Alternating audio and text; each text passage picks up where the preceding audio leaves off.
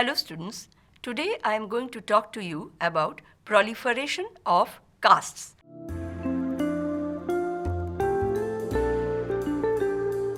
The study of caste as an institution has been dominated by sociologists and historical anthropologists.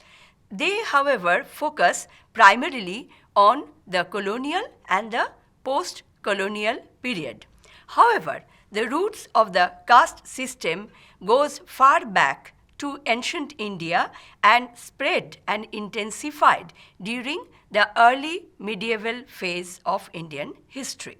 The configuration and the nature of the caste, as pointed out by historian Upinder Singh, changed over the time. The institution had regional variations. It spread to different areas and communities and interrelated with different types of kinship and family structures. Not only that, it also intersected with a variety of economic and political factors. Apart from that, there were certain areas where the impact of caste system was almost minimal. The question of proliferation of caste in early medieval India can be studied from all these perspectives.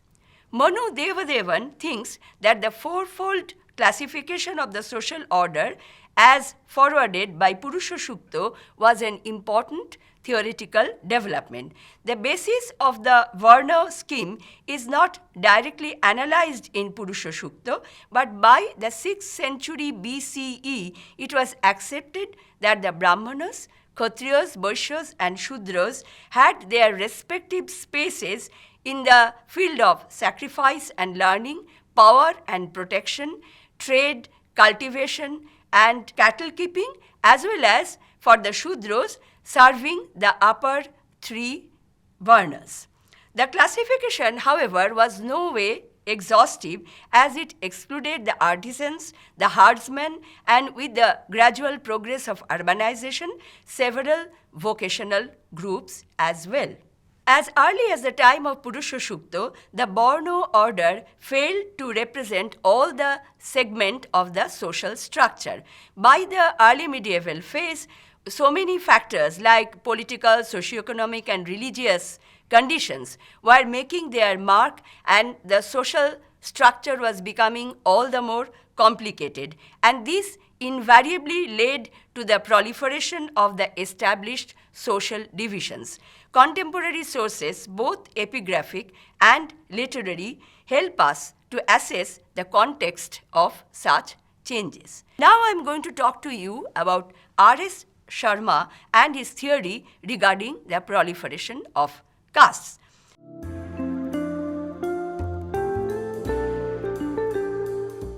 As highlighted by R.S. Sharma, the early medieval period was one of proliferation and fragmentation.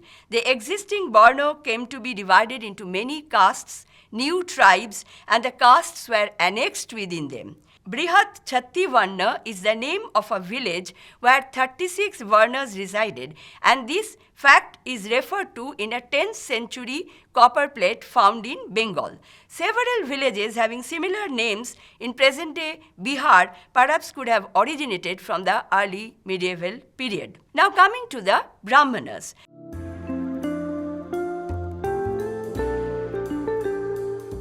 The process of proliferation was especially noticeable among the Brahmana community. Representatives of several Brahmana groups were identified by the rituals they practiced, by the school of Vedic learning that they followed, or by several local factors. In the land charters, the Brahmins are identified by their gotra, by the male ancestor's name, by the branch of Vedic learning, and finally by their original home, that is the village from which they came. Gradually, their mark of identification focused on gotra and mula, that is the familial and the territorial affiliation. Migration of Brahmins and their settling down in new areas became an important factor. In most of the land grants, the original homelands of the Brahmanas are given due importance. From the Gupta period, the Brahmana came to be identified by the name of his native village. In post-Gupta inscriptions, several villages are described with high-flown phrases as they were the original residential areas of these Brahmanas. An example of such a village is Siddhala, which is described as the best of the village and an ornament of Arjavatra in an 11th century inscription. By late medieval times, the Brahmanas of Radha in Bengal came to be divided into 56 subcastes on the basis of their original villages or gramis. In the 14th century, the Moithil Brahmins are found to be divided into 180 original homes or mulas, eventually such original homes leading to the formation of subcastes, which the number of which shot up beyond 1,000. An 11th century Pala grant refers to the fact that sometimes a Brahmana was identified by his connection to more than one villages. This could be 3 or more than that. And this practice increased over the times. Every Moithil subcaste based on 1, 2 or 3 villages as their original home felt proud of such heritage and denied social interaction with other subcastes which they considered to be lower in the Moithil caste hierarchy. Similarly, the castas came to be divided into territorial subcastes as well.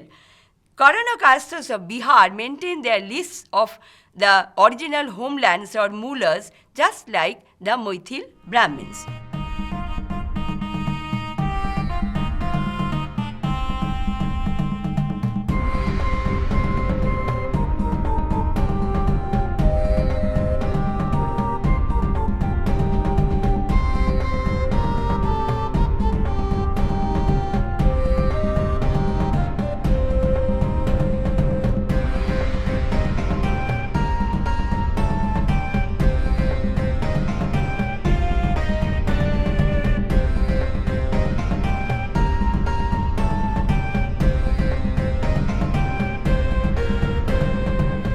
Ambastha castas were also divided into more than 100 subcastes on the basis of their homes in different villages. The concept of Gramo Dharma was popular among the Brahmanas, the Kshatriyas and other educated Hindus as well as the Kayasas too, who could maintain their genealogies. Castes like the Gwalas or the Kurmis, positioned much lower in the rank of social hierarchy, although quite numerous in number, were subdivided into territorial groups, but we hardly get enough written evidences of their Gramadharmas. Brahma Vaivarta Purana related the difference in the country or Desho Bibhed to be leading to differences in castes.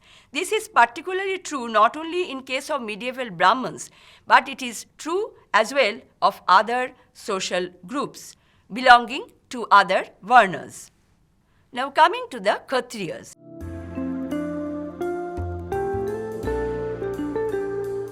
In the Kshatriya community, the proliferation was the result of the emergence of a new group of people who were identified as Rajputs. Establishing connection with solar and lunar ancestry, the Rajputs developed an unusual familial as well as racial pride. Professor R.S. Sharma has forwarded the view that the Chalukyas, Chandelas and the Palas, who were local tribes, were given Kshatriya status by the Brahmana genealogists. The Kshatriya rulers were functional all over early medieval India. The term Sanskara Borjita, deprived of rituals, applied to the neo-Kshatriyas or the Brattos, who are sometimes admitted to the Brahminical social order with lesser rights. The Bactrian Greeks, the Shakas, the Parthians, who lacked strong indigenous religious and cultural support, were also absorbed in the social system as a second-class Kshatriya. These Kshatriya castes multiplied around 5th and 6th century CE when the Huns and the Gurjars made their entry in medieval India. Sharma is of the opinion that most of the Rajput clans like the Gurjars, Solankis, Paramaras, Gadhawalas had Central Asian origin. However, this viewpoint has been debated. One should remember that all the foreigners were not Kshatriyas or Rajputs. For example, the Gurjars broke up into several communities like the Brahmins, Baniyas, potters, herdsmen, cultivators, and so on. This has been pointed out by D.R. Bhandarkar. Now I will talk about the Shudras.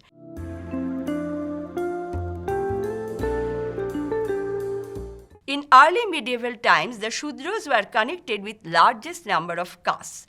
The earliest law books refer to 10 to 15 mixed castes, while Manusmriti enumerates 61 mixed castes. This number increased if the additional castes from Brahmo Vaivarta Purana are added to the list. A huge increase in the number of Shudra castes can be further noted in two literary texts. One is Vaijayanti, written by Yadava Prakasha, and the other is Abhidhana Chintamani, which is written by Hemchandra. An 8th century CE work, Vishnu Dharmottara Purana, states that thousands of mixed castes were created as a result of the relationship between the Vaishya women with men of lower castes. The conquest of Aranya or forest lands by princes from agriculturally advanced areas again added to the number of the Shudra caste.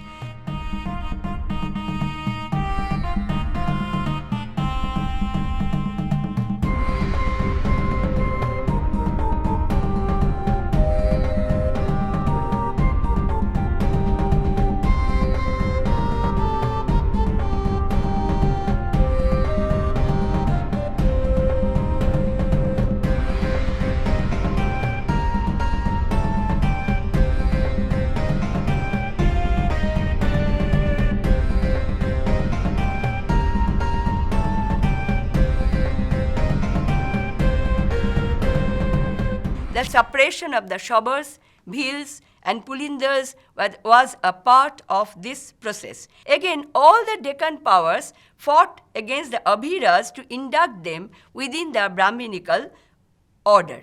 The transformation of the tribal population within the Brahminical order and its cultural fold may or may not have been a peaceful process.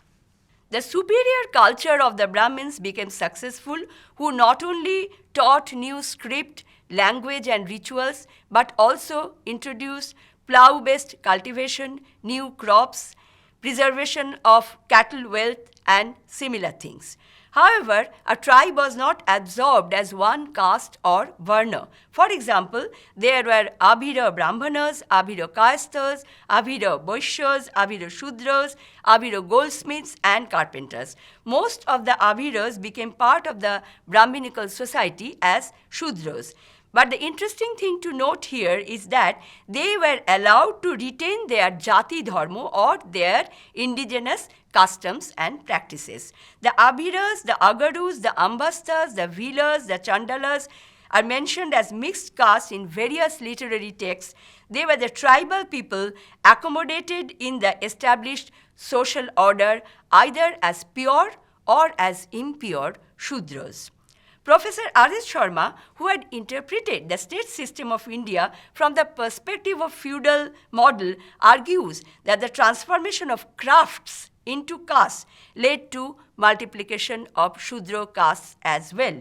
As trade and commerce declined in the post-Gupta phase, trades and guilds gradually structured themselves into closed, exclusive groups resembling the closed class and caste structure. Population connected with crafts like Napito, Modaka, Tambulikar, Swarnakar, Malakar, Chitrakar, Shankhakar, Sutrakar are all called mixed castes in medieval texts like Brahmo Vaivarta Purana. They emerged as caste in connection with their trade or the craft with which they were associated. Craft villages are also mentioned in medieval inscriptions such as Kumbhara Padraka, which belonged to the potter caste. Thus, conversion of craft or occupation into caste led to obvious proliferation. Now coming to other aspects of proliferation.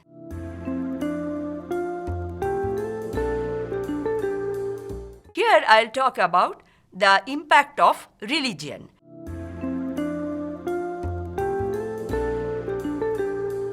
Religious loyalties and affiliations worked as a factor which multiplied the number of castes both at the higher and the lower level of the Hindu social order, especially in the Deccan and the further south. The multiplication of sects and castes in early medieval India was very close to each other, and each helped the other.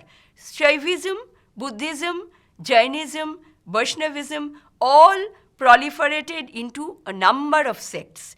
The differences came not from the attitude or the view towards the religious doctrine, but the difference came from dress codes, from food habits, from the practices of rituals, which were invariably influenced by regional culture.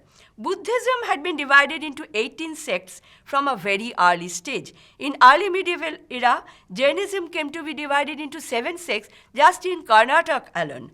Among the followers of the Brahminical sects, there too appeared several sects and subsects. Over the years, the members of the sects began to follow the caste pattern, remaining within a strictly outlined sectarian identity. Members of one sect stopped interdining or sitting along with the representatives of other castes or sects.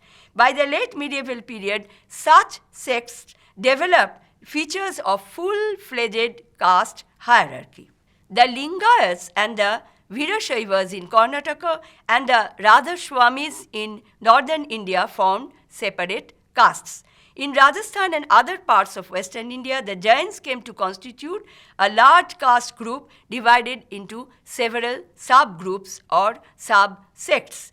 In the Ganga valley, the Gwalas, who worshipped Lord Krishna and considered themselves to be racially connected with the divine Lord, called themselves Kishnots. Now coming to caste and kin structure.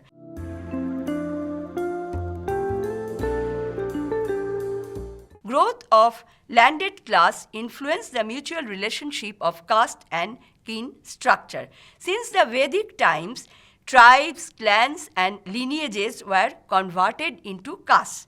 During the early medieval period, the Brahmanas received land grants in large numbers in the tribal areas. This resulted in a new kind of social interaction. Lineages or extended families of the Brahmins, as well as the Kshatriyas and the Rajputs, immigrated and established new settlements in new areas. This resulted in a spread of certain clans sharing the same moolah or the original homeland.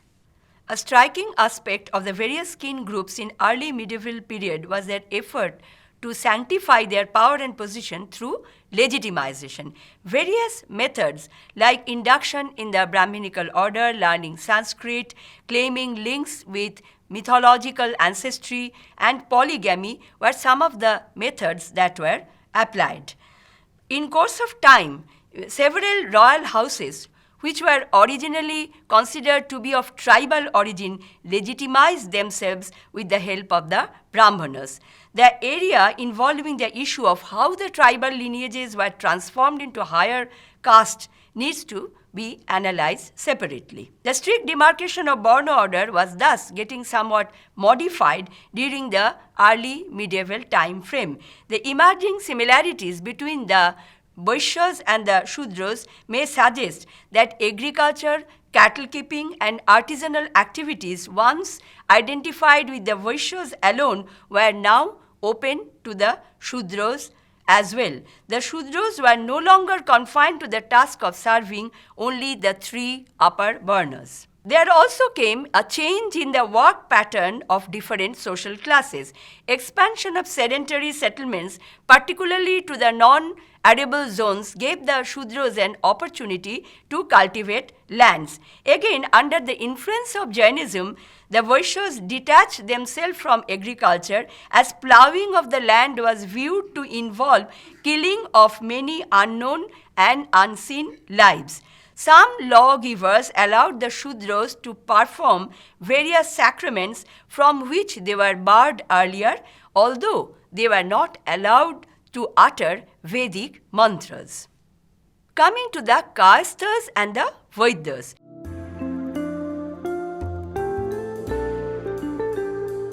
Professor Ranabir Chakraborty thinks that two non-Brahmin social groups need to be discussed separately in the context of proliferation of castes. They are the Kayasthas and the Vaidyas. The Kayastha, often synonymous with the term Karana, is known since the early historical time as the scribe.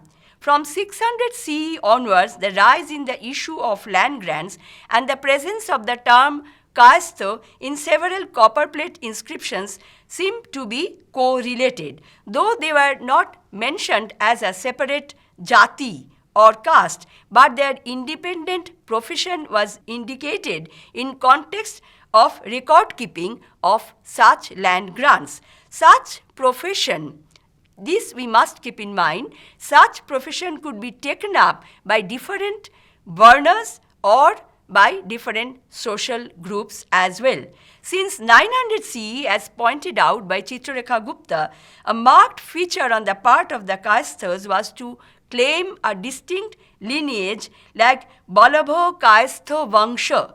The descent from leading Karana Namagrani indicated social eminence. The immense power and prestige of the Kayastha, the Karanas, as official scribe and also as a revenue officer facilitated their rise. Being a literate person in a society where there was little scope of literacy for the masses, the Kayasthas enjoyed enhanced power and prestige.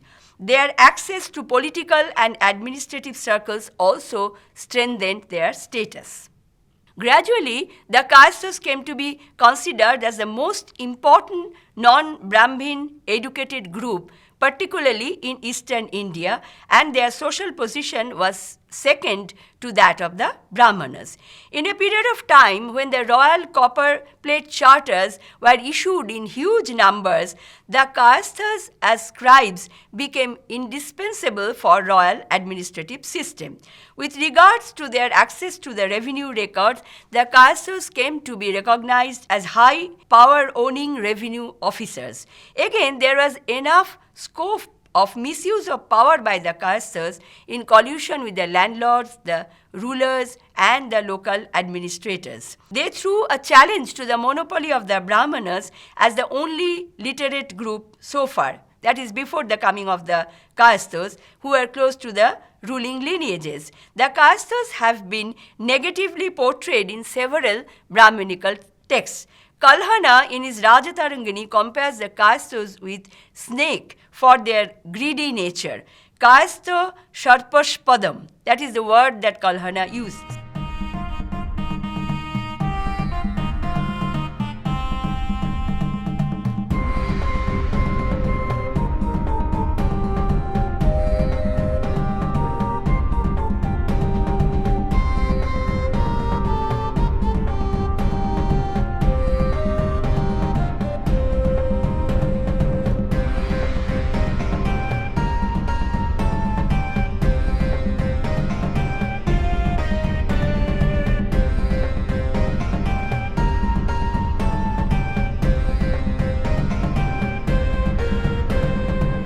Must be remembered that this new social group, that is the Kayasthas, in the long run, cut off their bonding with the original social groups to which they belonged and established themselves as a separate jati or caste with intermarriage conducted in between themselves. Coming to the Vaidyas are the physicians are also known as Ambasthas. They were generally held in very low esteem in Hindu law books. This was perhaps due to the superstitious and anti-science viewpoint of the Brahminical texts and treaties. Close associations of the Vaidyas with Buddhism and the Buddhist monasteries made them all the more undesirable in Brahminical normative texts. However, growing popularity of the Brahminical motto complexes in the early medieval times gradually encouraged the study and practice of medicine within these sacred establishments. This, in the long run, removed some of the stigmas associated with the physicians or the Vaidyas profession. There were well-known medical centers or Arogyashalas within the Buddhist monasteries as well as the Hindu martyrs. Medical treatises like Ashtanga Hridaya by Bhagavata, 7th century CE, and Shabda Chandrika by Chakropani Datta, 11th century CE, indicated that medical science was making its mark. Botanical literature and veterinary treatises were also composed. All these ultimately paved the way for enhanced esteem and improved social position of the Vaidyas. Brajadulal Chattopadhyay has stated that one dimension of social stratification is suggested by proliferation of caste in the post-Gupta period. Despite the presence of the Varna Shankara, which explains the tendency of the caste to proliferate in terms of uneven marital relationships in the pre-Gupta period, the intensity of caste formation and its multiplication can be noted in the early medieval phase. As representing a comprehensive process of transition, the multiplication of caste was not marked by the appearance of major groups like Kayasthas alone, but by varieties of other groups as well. Many of the social groups in this context we can mention that associated with polluting manual labors came to constitute the degraded ranks of untouchables.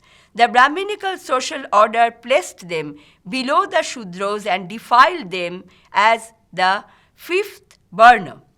Keshavan Veluthat, dealing with the early medieval South India, has forwarded the view that the structured society with graded hierarchy of infinite variations in status based on extent of control over the modes of production found its expression in the Jati formula.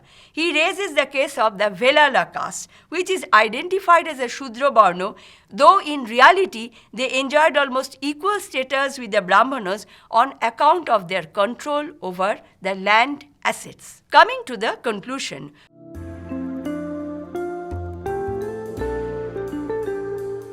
within the stratified social system, the traditional Varna order was challenged by the process of proliferation of castes or jatis. As a result, the Varna system had to be modified to give enough space to the newly emerging social castes like the Kayasthas, the Vaidyas, the Velalas, and several other communities. The Varna order was also modified by the transformation of the Shudras into cultivators and the relegation of the Vaishyas to the position of the Shudras. Proliferation of caste was thus an interesting and intriguing social development connected closely with the economic, political, and religious configurations. Thank you.